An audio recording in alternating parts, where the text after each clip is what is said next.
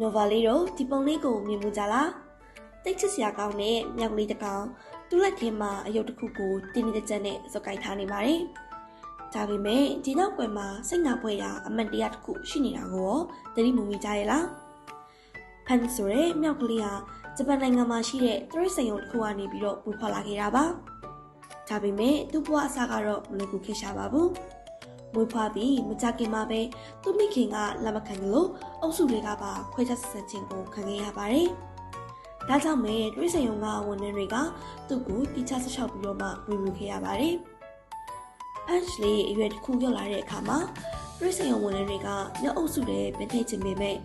Punch ဟာမြောက်တွေနဲ့မရင်းနှီးပဲသူ့ကိုပြုစုခဲ့တဲ့လူတွေကိုသာနည်းနည်းကလိုက်ကပ်နေတာကိုတွေ့ရပါတယ်။ Punch လေးကိုအားပေးဖို့ရုပ်တစ်ခုထည့်ပေးလိုက်တဲ့အခါမှာဒီရုပ်လေးဟာ Punch အတွက်အားထားစရာတစ်ခုဖြစ်သွားခဲ့ပါတယ်။နောက်ပိုင်းမှာ Punch ကိုတက်ကြီးပိုင်းတော့တချို့ကလိုက်လံလောက်ရှက်နေတဲ့ဗီဒီယိုတွေဟာအချိန်တိုအတွင်းမဲ့ကမ္ဘာတဝန်းကိုပြန့်နှံ့သွားခဲ့ပြီးလူတွေရဲ့စိတ်ကိုထိခိုက်သွားစေခဲ့ပါတယ်။အများစုကဒီဗီဒီယိုကိုကြည့်ပြီးတော့မှအလိုင်းကျမှုတစ်ခုအနေနဲ့ခေါင်းစဉ်တက်ကြပေမဲ့တကယ်တော့သူ့မျိုးနွယ်စုကသူ့အပေါ်လက်ခံမှုတင် जा ပေးနေတဲ့တဘာဝအပြုမှုတစ်ခုပဲဖြစ်ပါတယ်။အဲ့ဒီလိုနဲ့လူတွေဟာ Punch လေးကိုချစ်ကြတယ်၊သနာကြတယ်၊ကူညီချင်ကြတယ်။ဒါပေမဲ့ဒီလိုအာယုံစိုက်မှုတွေကတကယ်ပဲ Punch တော့ကောင်းရလား Punch ကိုလူသိများလာပြီးရဲ့နောက်ရိတ်ဆိုင်ရုံကိုလာရောက်ကြည့်ရှုတွေလည်းမပြလာခဲ့ပါတယ်။ဒီလိုနဲ့အများပြည်သူရဲ့တုံ့ပြန်မှုတွေဟာရိတ်ဆိုင်တွေကိုအလောင်းပိတ်ထားတဲ့ပတ်ဝန်းကျင်နဲ့လက်တနေတဲ့စနစ်ကြီးကိုပုံမှုအပိတ်တယ်လို့မျိုးတော့ဖြစ်သွားပါသေးတယ်။ဒါအပြင်အခုလို viral ဖြစ်နေတဲ့ဇလန်တွေကြောင့်တော်ရန်ရိတ်ဆိုင်တွေကိုအိမ်မှာဝင်းမြူလို့ရမယ်လို့ထင်လာကြတဲ့အတွက်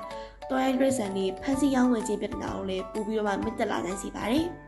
။မြောက်ကြီးဟာတက်ပီတော်တဲ့တဘာဝအတိုင်းအုပ်စုလိုက်နေထိုင်ကြတဲ့တရားတွေဖြစ်တဲ့လျောက်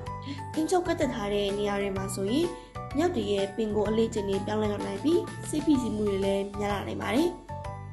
ဒါလို့ digital ခေတ်မှာရိတ်ဆန်ကြောင်းတွေဟာလူမှုကွန်ရက်ပေါ်မှာမြင့်မြင့်ဆန်ပြန့်နှံ့ပြီးလူတွေရဲ့စိတ်ခံစားချက်ကိုလည်းတိုက်ရိုက်တရားမှုရှိစေပါတယ်။ Punch ရဲ့ဇလန်ကလည်းရိတ်ဆန်တွေဟာတကယ်တော့တဘာမဟုတ်တဲ့နေရာဒေသမှာကျလည်နေရတဲ့အကျိုးဆက်တွေကိုတိုက်ရိုက်ပြသနေရပဲဖြစ်ပါတယ်။ဒီလိုမျိုးစိတ်ဝင်စားဖွယ်အကြောင်းအရာတွေကို Econova ကနေမှဆက်လက်တင်ပြပေးသွားမှာမို့ like and subscribe လုပ်ဖို့လည်းမမေ့နဲ့အောင်နော်။